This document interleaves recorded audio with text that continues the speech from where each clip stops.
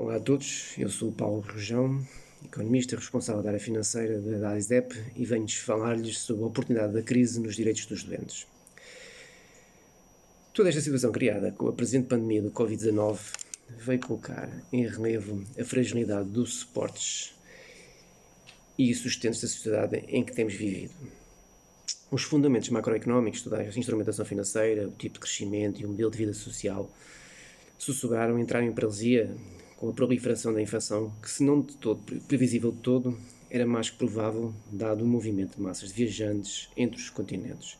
Só na China, nos meses de novembro a janeiro, a média de entradas e saídas de avião rondaram os 3 milhões de passageiros diariamente, e foi lá que ela começou. Tratando-se de uma crise sanitária, pela necessidade de distanciamento e quarentena, paralisa e bloqueia a economia real. Estamos perante um problema de trade-off entre saúde e economia. Tudo o que pode combater a questão da saúde pública é tanto mais desastroso para a economia real, e não há escolha. Para além do desafio de sobreviver nas próximas semanas, existe a ansiedade transportada pela incerteza da demora do regresso a uma normalidade. Normalidade essa que será precária nas circunstâncias em que, não havendo uma vacina, qualquer vaga ou novo surto possa provocar de novo pânico geral. Quaisquer novos surtos em ambiente de ausência de tratamentos eficazes e vacinas de imunidade provocarão novos blocos temporais de quarentena e confinamento obrigatório, levando à possibilidade de um para-arranque da atividade económica com a consequente interiorização da insegurança e disfunção económica. Portanto, o status quo instalado vai conduzir a mudanças de comportamentos. A insegurança e desconfiança que agraçará nos correlacionamentos entre as pessoas nos próximos tempos trará consequências significativas nos agregados económicos relevantes e nos relacionamentos sociais. Terá consequências no regresso a um estado de normalidade dos diversos setores da atividade económica. No nosso país, que nos últimos anos assentou o seu crescimento e consolidação da recuperação económica e saneamento do resgate financeiro que viveu, através do turismo, do imobiliário e dos serviços, será fortemente penalizado por essas atitudes e mudanças de comportamentos. Também nos restantes países da União Europeia e do Bloco Ocidental. A situação de catástrofe é realidade semelhante. E estes são os nossos mercados de clientes e fornecedores das nossas necessidades. Deles também estaremos dependentes da sua recuperação.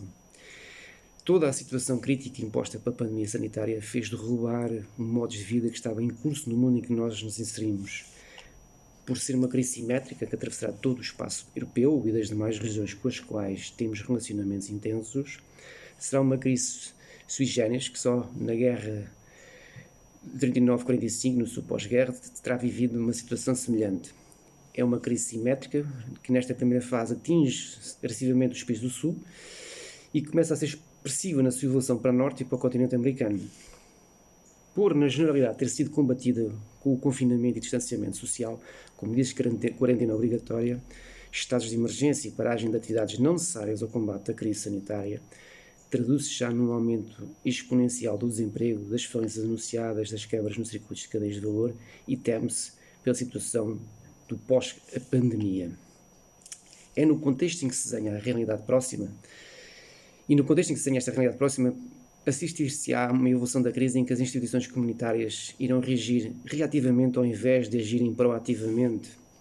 Portanto, será previsível que uma certa inércia e rigidez comunitária, mas que terá de saber ser solidária e corresponder aos diversos graus do sulco da crise que irá engraçar nos diversos territórios comunitários. Albert Camus definiu o heroísmo como sendo pessoas comuns fazendo coisas extraordinárias por simples decência. Pois o tempo dos heroísmos parece ainda estar longe, mas depende de todos nós. Esta situação é desafiante, em primeiro lugar porque porventura relativizou toda a segurança e a certeza que teríamos no nosso futuro próximo. Depois, porque vai obrigar-nos a sair de uma certa zona de conforto e reagirmos à diversidade criada. É um dilema que coloca inclusive algumas questões de ética e moral na resolução do cotidiano da pandemia, como são as questões de quem deve ter acesso aos cuidados intensivos, de que modo devem ser tratados os segmentos populacionais e, no fundo, qual o valor da própria vida. A crise como uma oportunidade para a melhoria dos direitos do doente no contexto europeu. Bom, uma pandemia não tem conotação moral. A natureza não é um instrumento moral de punição ou recompensa. Quando o vírus invade as nossas vidas, é na supremacia da ciência que devemos procurar o suporte à ação. Quando vivemos uma crise sanitária, a doença e, portanto, o doente são o foco de toda a comunidade. Por isso, é este o momento de oportunidade para realçarmos os direitos do doente, neste momento que comemoramos o Dia Europeu do Doente. Nesta fase em que assistimos que a pandemia afeta a todos, assistimos também ao problema de um grau específico de doentes que é particularmente vulnerável, os idosos. E havendo países na União Europeia que se debatem com o esgotamento dos serviços nacionais de saúde, como a Itália, a Espanha, a França e outros, em que a pressão sobre quem deve ter acesso aos cuidados intensivos e quem, não o podendo por incapacidade do sistema, fica abandonado à sorte da doença, é necessário preservar os direitos de todos os doentes, independentemente da idade, do género ou da raça. É necessário que todos possam ter a oportunidade de acesso aos cuidados necessários.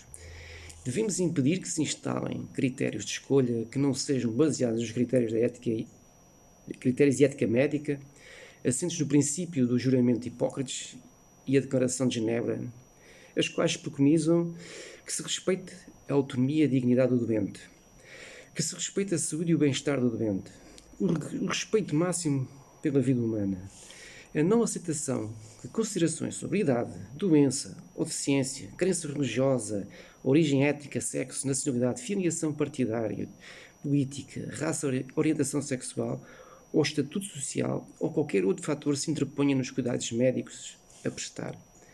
Neste momento em que as farmacêuticas e laboratórios de investigação se juntam para conseguirem alguma vacina curativa e tratamentos de mitigação da doença, é necessário que os doentes, todos os doentes, tenham acesso ao resultado da investigação, que possam ser beneficiários de todos os avanços tecnológicos na prevenção e no tratamento da doença, que não haja discriminação de espécie alguma e que o espaço europeu seja um espaço de dignidade humana e da defesa dos seus cidadãos, que a urgência imediata que se coloca à sociedade, concentrando meios que de outro modo não estariam disponíveis para a investigação, seja a oportunidade para ultrapassar interesses, atitudes mercantilistas e que se abra a possibilidade de, no orçamento comunitário, haver prioridade aos Serviços Nacionais de Saúde e dotações suficientes para cada Estado-membro.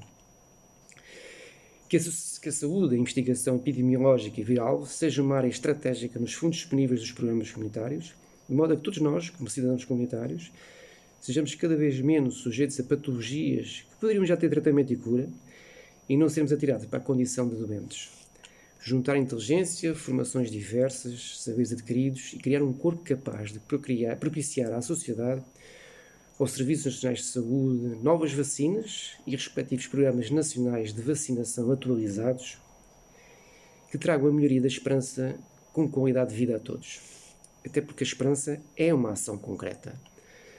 A sociedade está colocada perante um grande desafio e não poderia ser mais pertinente a comemoração do Dia Europeu do Doente do que as circunstâncias de emergência sanitária que vivemos no presente e na Europa.